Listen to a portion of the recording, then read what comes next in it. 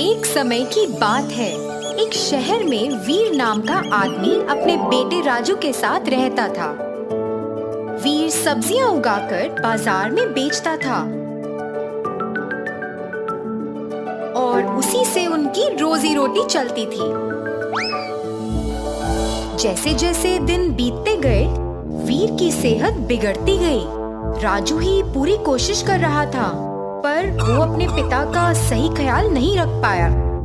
उसने कई दवाओं का सहारा लिया, पर उसके पिता की तबीयत में कोई सुधार नहीं आया। शहर के पास एक संत रहता था। राजू उसके पास गया और उसने संत से अपने पिता के लिए कुछ इलाज या दवा के लिए पूछा। अब ये संत तो एक चालाक व्यक्ति था। कई सालों से वो एक जादुई फूल को प्राप्त करना चाहता था, जो एक जंगल के बीचों बीच था। उसने कई बार कोशिश भी की थी, मगर असफल हुआ और अब वो उसे हासिल करने के लिए बहुत बूढ़ा हो गया था। वो चाहता था कि कोई और उसे वो फूल लाकर दे। तो जब राजू उसके पास मदद मांगने गया, संत को वो फूल हासिल करने का रास्ता मिल गया। उसने राजू को जंगल में जाकर वो फूल लाने को कहा और बताया कि उससे उसके पिता ठीक हो जाएंगे। राजू, तुम्हें कई मुश्किलों का सामना करना पड़ सकता है। क्या तुम तैयार हो?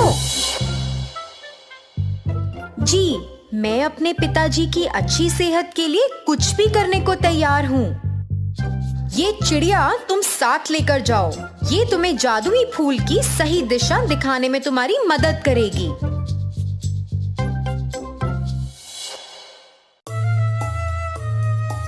चलते हुए अचानक जमीन से एक कैक्टस का पौधा बाहर आया। राजू हैरान रह गया। जैसे ही उसने दूसरा कदम रखा, एक और कैक्टस जमीन से निकला और राजू गिर गया। राजू, ऐसे तो तुम अपनी मंजिल तक नहीं पहुंच पाओगे। मुझे लगता है तुम्हें जल्दी और टेढ़े मेढ़े तरीके से भागना चाहिए, चिड़िया बोली। राजू ने चिड़िया की सुनी और उन कांटेदार कैक्टस से बच निकला। हे भगवान, शुक्र है हम उस बाधा से तो निकले। चलो फूल लेकर आते हैं। अब फूल को ढूंढना इतना आसान नहीं है। तुम्हें क्यों लगता है कि संत ने तुम्हें उस फूल को लाने भेजा है? वो खुद नहीं ला सकता ना। आसान नहीं है से क्या मतलब है? और क्या खतरा है अब? राजू ने पूछा। देखो, वहाँ एक नदी है, उसमें खतरनाक मगरमच्छ रहता है, चिड़िया ने चेतावनी दी। तो अब क्या? नदी में कमल की पत्तियां हैं। क्या मैं उनके ऊपर कूदकर नदी पार कर सकता हूँ? हाँ, तुम ऐसे ही नदी के पार जा सकते हो, चिड़िया बोली। राजू ने पत्ती पर अपना पहला कदम रखा और अचानक मगरमच्छ उछला और राजू पर उसने हमला कर दिया। राजू ने झट से छलांग लगाई और एक एक करके पत्तियों पर कदम रखते हुए नदी के उस पार पहुंच गया और जल्द ही एक सूखे स्थान पर चला गया। वहां से कुछ ही दूर उसे फूल दिखा। राजू को लगा जैसे वो खुद ही उसकी ओर खिंचा चला जा रहा है। वो बहुत ही चमकदार फूल था। राजू ने उसे सावधानी से उठाया और संत के पास ले चला। संत जी, ये लीजिए जादुई फूल। अब हम मेरे पिताजी की मदद करने चल सकते हैं ना? राजू बोला। संत तो राजू की सुन ही नहीं रहा था।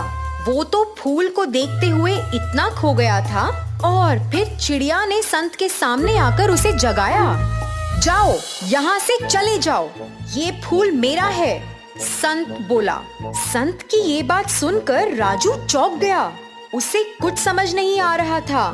जब चिड़िया संत की ओर गई, अपने पंजों में उस फूल को पकड़ा और फिर वहाँ से उड़ चली।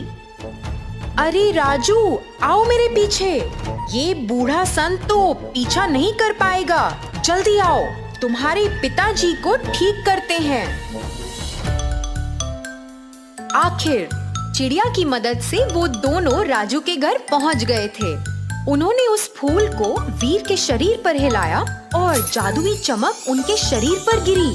अचानक वीर का शरीर स्वस्थ हो गया और वो बैठ गए। वो अब पूरी तरह से ठीक थे और चिड़िया बहुत खुश थी। वीर अब पहले की तरह अपनी सब्जियों का ख्याल रख रहा था और उसने राजू को स्कूल भी भेजा। नन्ही चिड़िया अब उस परिवार का हिस्सा बन गई थी और सब खुशी से रह रहे थे।